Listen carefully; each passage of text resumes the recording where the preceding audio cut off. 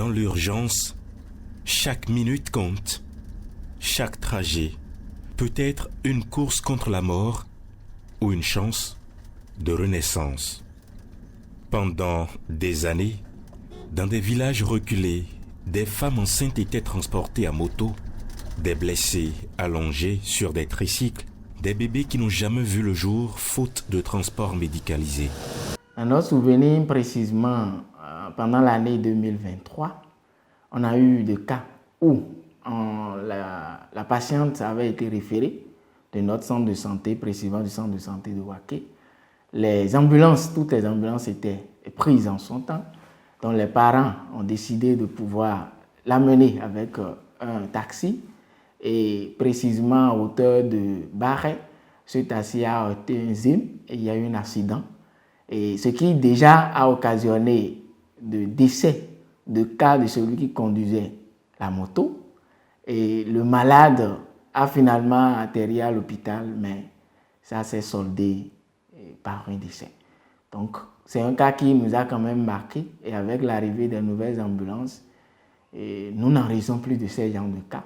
Surtout la disposition, le positionnement de ces ambulances-là dans notre zone sanitaire. Quand on a une femme qui est enceinte et qui a une urgence de maternité, il n'y a pas d'ambulance disposée au niveau de l'arrondissement d'Agounan. Donc, imaginez le temps qu'il faut pour un véhicule personnel pour arriver à l'hôpital. Et généralement, les références se font la nuit. Et la nuit, il n'y a pas forcément de moyens disponibles. Il faut négocier un moyen dans la communauté. Faire le trajet et venir à l'hôpital. Imaginez, on a une urgence, une femme qui est en train de saigner et il faut 1h30 pour l'emmener à l'hôpital. Ça, c'est juste le temps du trajet. Les dégâts que ça peut causer.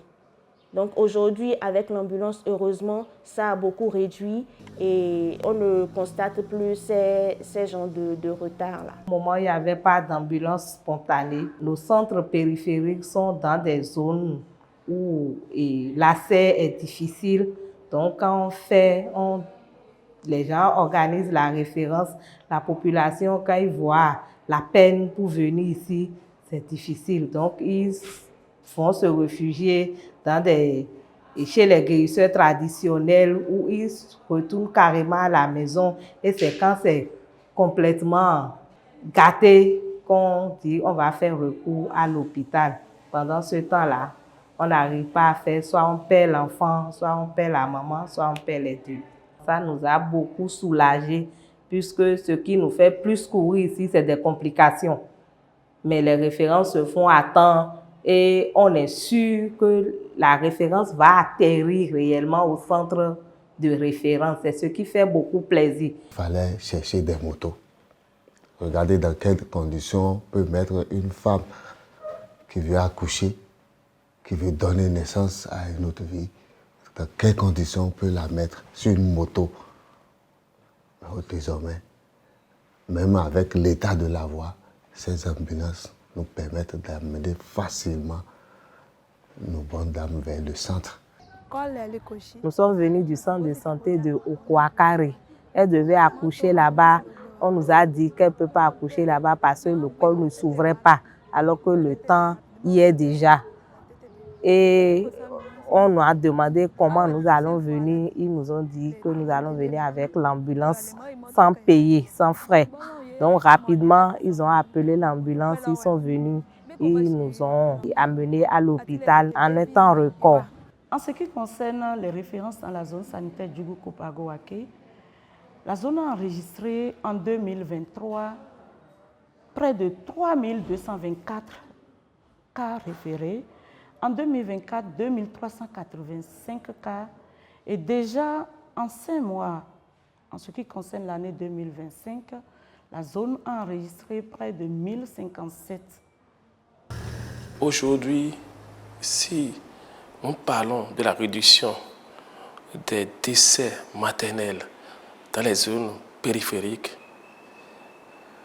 les ambulances acquises dans le cadre du PAG ont énormément contribué à cela. De mémoire d'homme, c'est une première que le gouvernement puisse acheter un nombre aussi considérable d'ambulances à la fois déjà en première vague et une deuxième vague est annoncée pour renforcer davantage le système. Je crois que cela est salutaire et il faut savoir en parler et en tenir compte dans l'appréciation de l'effort du gouvernement. Le département du Zou a reçu au total 18 ambulances, ce qui fait à peu près une moyenne de 2 par commune. Même on voit déjà le changement parce que les comptes références nous montrent déjà que les choses ont changé depuis l'arrivée des ambulances. Ça a vraiment changé. C'est pas qu'on le dit, ça se voit. Et demain, les perspectives s'annoncent encore plus ambitieuses. Un autre grand lot d'ambulances pourrait renforcer ce dispositif pour que chaque zone sanitaire soit encore mieux équipée et que chaque urgence trouve une réponse encore très rapide.